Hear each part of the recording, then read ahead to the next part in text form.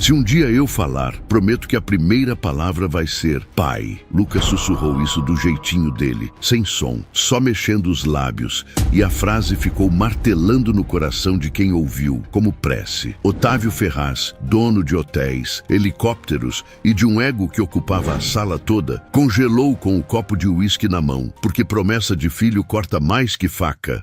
A casa tinha brilho de novela, mas o silêncio de Luca doía mais que qualquer pobreza, e ninguém ali sabia curar silêncio. Médico de fora, fono da moda, aparelho caro, terapia online, tudo já tinha passado por aquelas portas enormes sem deixar rastro de voz. Com dinheiro, a gente resolve. Otávio repetia, tentando engolir a culpa de nunca ter tempo, de nunca ter colo. Só que silêncio não se compra. Carinho não tem boleto, e a mãe de Luca já não estava aqui para lembrar isso a cada café. O menino batucava de leve na mesa, como quem fala com os dedos, e os olhos dele pediam uma coisa simples: ser ouvido de verdade. As funcionárias cochichavam, os seguranças desviavam, e o mordomo anotava ordens como se sentimento coubesse numa lista. Todo mundo respeitava o patrão, mas ninguém encarava o vazio que rondava o garoto pela casa inteira. Hoje não, filho. Papai está em reunião. E a reunião sempre era mais longa que a infância. Luca encostou a testa no vidro da varanda e desenhou um coração embaçado com a respiração curta. Otávio fingiu não ver, porque fingir é mais fácil que pedir perdão. E antes de continuar essa história emocionante, comenta aqui para mim, de onde você está assistindo e que horas são aí agora. Quero muito saber até onde nossas histórias estão chegando. Já curte o vídeo e compartilha, porque o que vem a seguir vai arrepiar. Lá no fundo, o menino só queria nomear o mundo com a própria boca, nem que fosse uma sílaba torta. E foi aí, na manhã mais comum de todas, que entrou na mansão alguém que ninguém tinha colocado na conta. Uma mulher de passo manso, cheiro de alho e coentro e um olhar que parecia abraço. E o destino respirou fundo. Mas o pior ainda estava por vir. O nome dela era Dona Zefa, vinda da periferia com uma mala velha, um avental florido e histórias que cabiam em uma panela. Onde eu mexo, eu curo muita coisa. Ela brincou, e a cozinha riu sem saber que tinha ouvido profecia. Não era médica nem famosa, mas tinha um dom discreto, escutar gente como quem escuta fogo baixo. Na primeira manhã, reparou no menino de dedos batucando, no olho esperto e no silêncio que gritava sem letras. Bom dia, príncipe, ela disse do jeitinho de vó adotiva, e Luca levantou a cabeça como quem reconhece o próprio nome. Ela não perguntou por que ele não falava. Perguntou o que ele sentia quando o sol batia na pele. Quente! Ele desenhou no ar com a mão, e ela respondeu, é cor amarela cantando. Zefa não queria curar milagre. Queria abrir caminho para vós achar coragem. Pegou 2 tampas de panela e fez um ritmo bobo, desses que grudam feito chiclete. Luca sorriu sem som, bateu na mesa acompanhando, e a cozinha virou roda de samba baixinha. O riso dele trouxe cheiro de bolo no forno, e as empregadas se entreolharam com os olhos molhados. Primeiro a gente fala com o corpo, depois a palavra vem, ela sussurrou, como quem ensina segredo antigo. O mordomo torceu o nariz. Menos intimidade, por favor.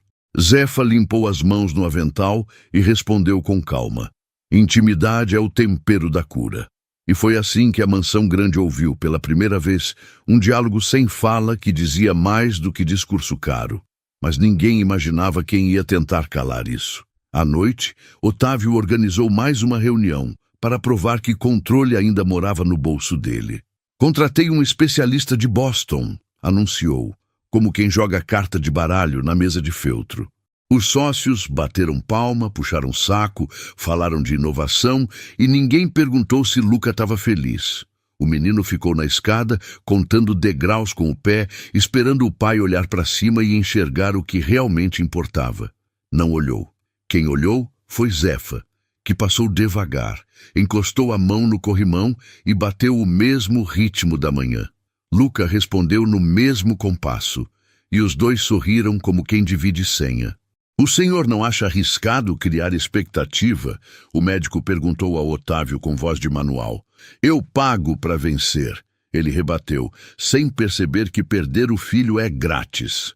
Lá da escada, Luca encarou o lustre e imaginou estrelas caindo dentro da barriga, estalos de som querendo virar palavra. Zefa passou por ele e cochichou. Amanhã a gente dança com as sílabas, tá? Ele fechou os olhos, segurou o choro e bateu 2 vezes com o dedo. Combinado. A casa respirou pesada, como se paredes também tivessem medo de esperança. O vento da varanda trouxe cheiro de chuva, e a primeira trovoada lembrou que voz, quando vem, vem feito raio. Otávio brindou de novo, tentando ensurdecer o destino com cristal. Só que destino é teimoso. Quando decide falar, encontra caminho até em boca que nunca disse nada. E quando a palavra tentar nascer, alguém vai tentar impedir. De madrugada, Luca acordou com o barulho da chuva batendo no telhado como bateria de escola de samba. Ele levantou, pés descalços no mármore frio, e foi até a cozinha guiado pelo cheiro de café que só existe em casa viva. Zefa estava lá, mexendo a colher devagar, cantarolando uma cantiga que pareceu conhecida sem ele saber porquê. Chegou sua hora, príncipe. Ela sorriu, e o coração dele respondeu antes da boca. Ela pôs um copinho de água na mesa, desenhou no vapor uma letrinha minúscula e soprou. Hoje a gente dá nome pro seu tambor. Luca tocou o peito com a palma aberta, como quem diz aqui. Zefa bateu 3 vezes na bancada. Tum, tum, tum, e pediu. Devolve para mim do jeitinho que você conseguir. Ele tentou, a mão tremeu, o ar faltou e o silêncio fez barulho de novo. Calma, sem pressa, voz é passarinho, se você aperta ela não pousa, ela disse, encostando a testa na dele. Uma lágrima quente escorreu e o menino não fugiu dela. O trovão lá fora estourou e dentro dele alguma coisa estalou junto, como tampa que abre. O som que saiu foi quase nada, um vento, um fio, um começo, mas foi som. Zefa segurou o choro, porque quando o milagre ensaia, a gente não interrompe. Luca tentou de novo, e o quase nada virou sílaba. Pá! A colher caiu da mão de Zefa, e o mundo por um segundo esqueceu de respirar. Mas alguém ouviu, e não gostou nada do que escutou. O grito abafado que saiu da garganta de Luca naquela madrugada não passou despercebido. No corredor escuro, uma criada que levava lençóis parou com os olhos arregalados. Eu ouvi, juro que ouvi, murmurou, mas logo se calou, com medo de ser chamada de louca. Zefa segurava o menino com cuidado, como quem ampara passarinho que acabou de sair do ovo. Foi só o começo, filho. Não se cobre mais do que isso. Ela sussurrou, mas dentro dela o coração batia tão alto que parecia tambor de carnaval. Luca estava suado, o peito arfando, e repetia em silêncio com os lábios a sílaba quebrada que escapara. Não era uma palavra inteira, mas era como se tivesse gritado o mundo. A cozinha parecia tremer, como se cada panela tivesse testemunhado aquele instante. Se conseguir repetir amanhã, o céu se abre, prometeu a cozinheira, enxugando o rosto do garoto com a barra do avental. No entanto, mal sabiam eles que no andar de cima havia ouvidos atentos, prontos para transformar esperança em problema. No escritório da mansão, Otávio Ferraz terminava uma ligação com investidores quando o mordomo entrou apressado. Senhor, houve um barulho na cozinha, acho que era voz, ele disse, baixando o tom como se pronunciasse heresia. O milionário franziu a testa, segurando o charuto sem acender. Voz! Não brinque com isso, Silveira. Se o menino falar, será por causa dos médicos que eu pago, não por truques de cozinheira. A arrogância escorria na sua fala, mas a dúvida latejava por trás dos olhos. Ele recordou, sem querer, do olhar de Luca no jantar anterior, pedindo por atenção sem som. E se aquela mulher tivesse mexido em algo que ninguém, com todo o dinheiro do mundo, conseguira? Mantenha distância entre eles, ordenou secamente, tentando abafar o próprio medo. O mordomo assentiu, mas já sabia que impedir a aproximação era como segurar vento com as mãos, porque toda vez que Luca sentia cheiro de alho fritando, corria feito gato atrás do calor. No dia seguinte, a cozinha virou palco de resistência. Enquanto as panelas ferviam e o cheiro de feijão espalhava pela casa, Zefa abriu a gaveta e tirou 2 tampas de alumínio. "Hoje a gente faz uma orquestra, meu príncipe", disse animada. Luca arregalou os olhos, empolgado, e começou a bater no mesmo compasso que ela. Os outros funcionários pararam, fingindo ocupar-se, mas os olhares denunciavam curiosidade. Um riso escapou da garganta do menino, curto mas audível, e foi como se as paredes da mansão estremecessem. "Ele riu!" gritou uma copeira, cobrindo a boca em seguida com medo. Luca, surpreso consigo mesmo, levou a mão ao pescoço e ficou repetindo o som, tentando fazê-lo crescer. Zefa apenas dizia: "Não força, deixa sair no tempo certo, igual massa que precisa descansar para crescer." Era linguagem simples, mas era o que ele entendia.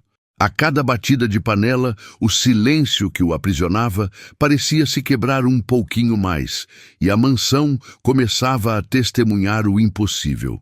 Mas nada de milagre acontece sem oposição. Quando Otávio chegou naquela tarde e encontrou a cozinha cheia de risadinhas abafadas, percebeu que algo estava fora do script. "O que é isso aqui? Um circo?" gritou, fazendo todos baixarem a cabeça. Luca, assustado, largou as tampas e correu para trás de Zefa. "O senhor devia se orgulhar, patrão. Seu filho está achando a própria voz", disse a cozinheira com calma, mas as palavras soaram como desafio.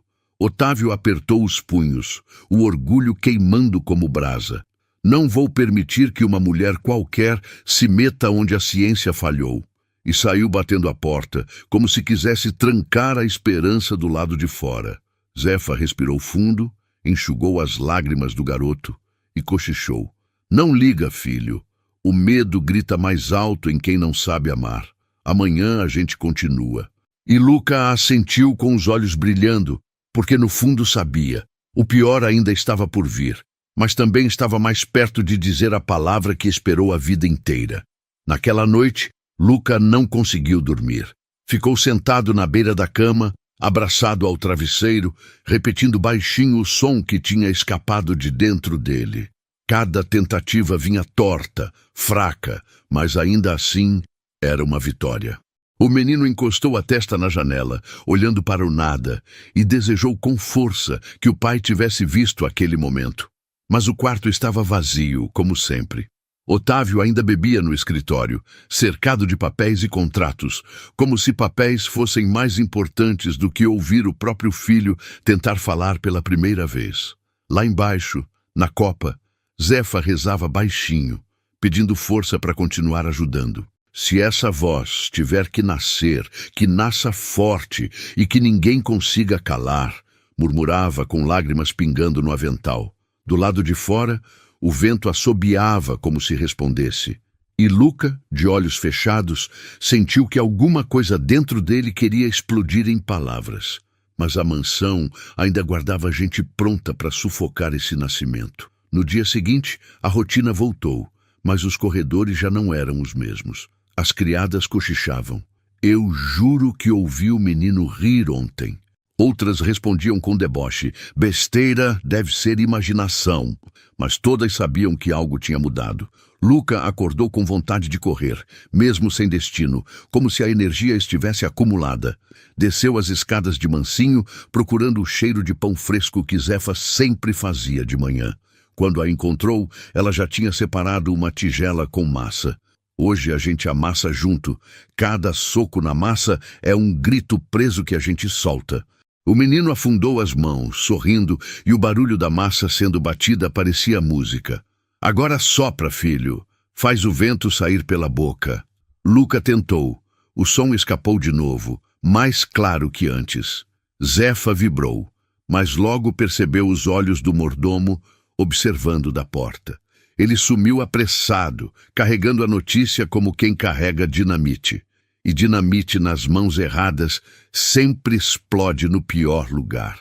Poucas horas depois, Otávio apareceu furioso na cozinha. Eu avisei para manter distância. O que você pensa que está fazendo, mulher? Zefa não recuou, apenas enxugou as mãos e respondeu firme. Tô ajudando seu filho a ser o que já é, um menino cheio de voz guardada. Luca, tremendo, tentou repetir o som que tinha ensaiado. Pá! Saiu baixo, quase sumindo, mas foi o suficiente para gelar o salão inteiro. O milionário ficou branco. Ele falou? O mordomo confirmou com a cabeça, assustado. Otávio bufou, negando com raiva. Não, isso é truque. É coisa da sua cabeça, Luca. O menino abaixou os olhos envergonhado e Zefa segurou sua mão. Quando a gente tem medo, a gente chama de truque aquilo que não entende. A frase ecoou como tapa. Otávio virou as costas, mas a dúvida corroía por dentro. Porque ele tinha ouvido, sim, tinha ouvido a primeira palavra que o filho tentou dar ao mundo. Naquela noite, os corredores da mansão viraram um campo de guerra invisível. Funcionários se dividiam entre os que acreditavam no milagre e os que preferiam seguir a versão do patrão. Se o menino falar de verdade, tudo muda aqui, cochichou a copeira, com brilho nos olhos. Mas o jardineiro respondeu em tom duro. E o patrão não vai deixar isso acontecer fácil. Enquanto isso, Luca, no quarto, treinava em segredo. Escreveu no caderno uma única palavra, pai, e passou horas tentando repetir o som, cada vez mais forte. Lá fora, Zefa caminhava pelo jardim, com a fé firme de quem sabia que estava cutucando o destino. Quando a palavra vier inteira, ninguém segura, pensou.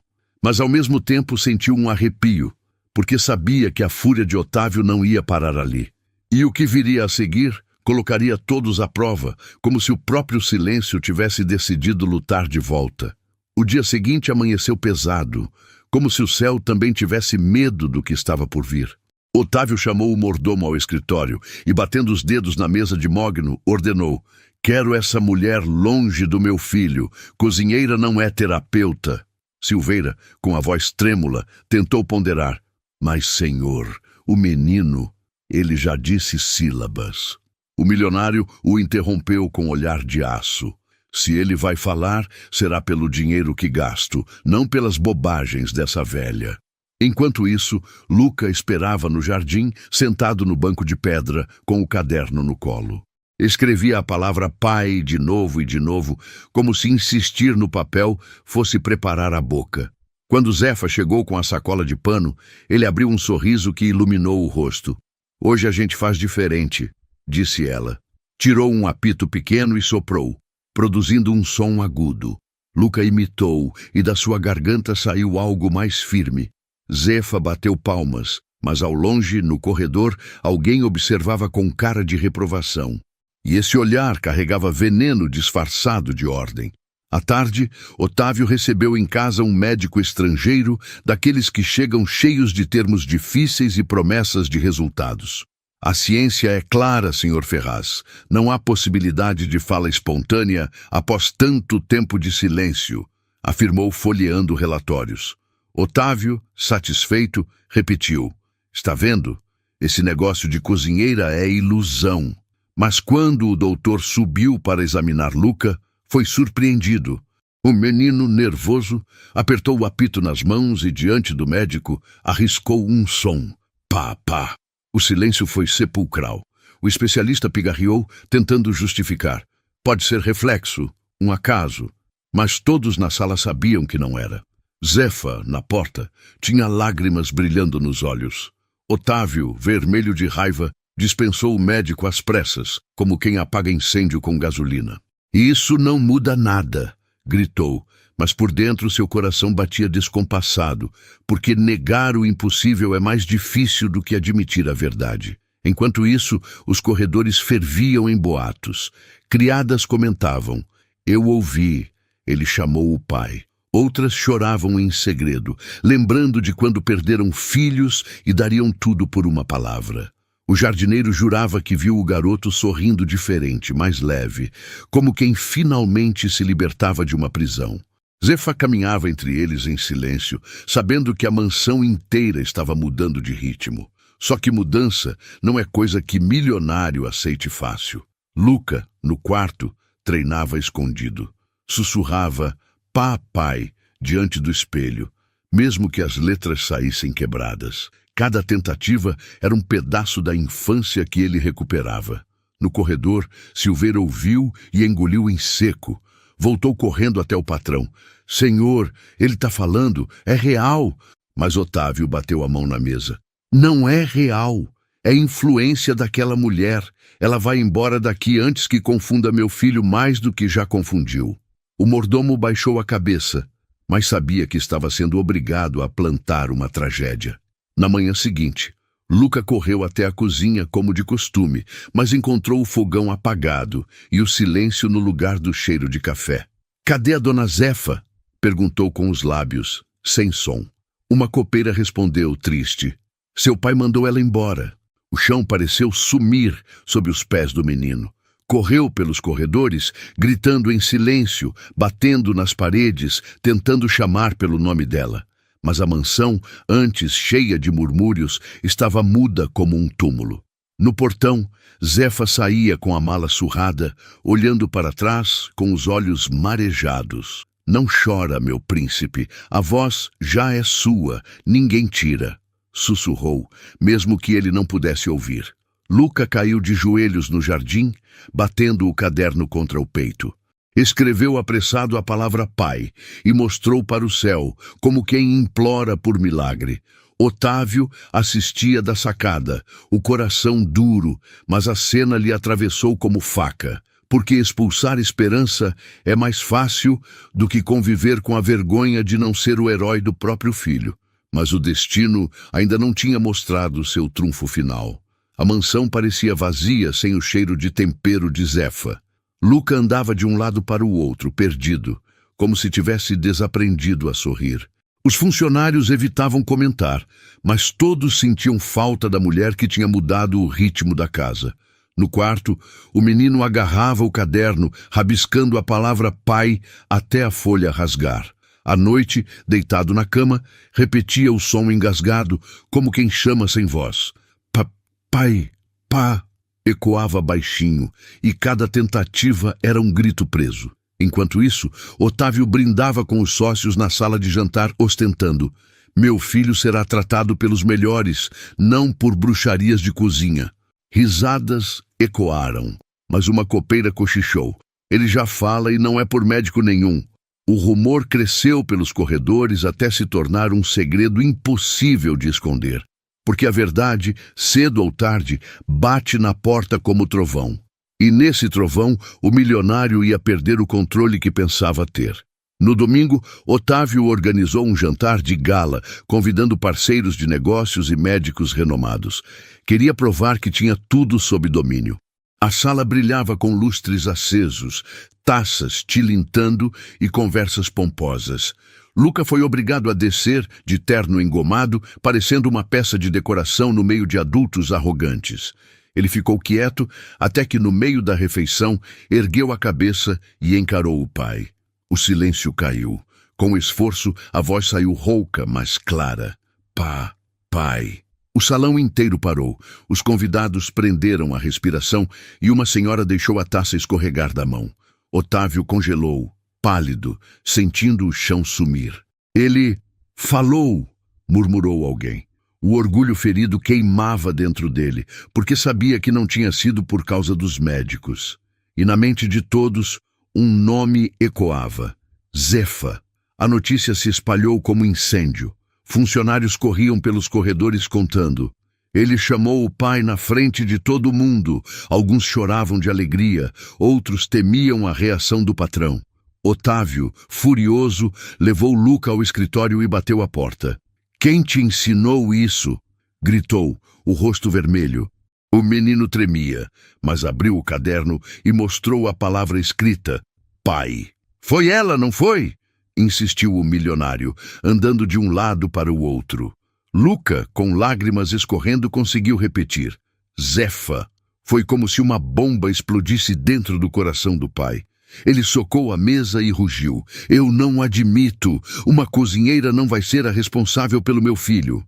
Mas quanto mais gritava, mais a imagem da mulher simples invadia sua mente. O silêncio de Luca agora tinha se transformado em resistência.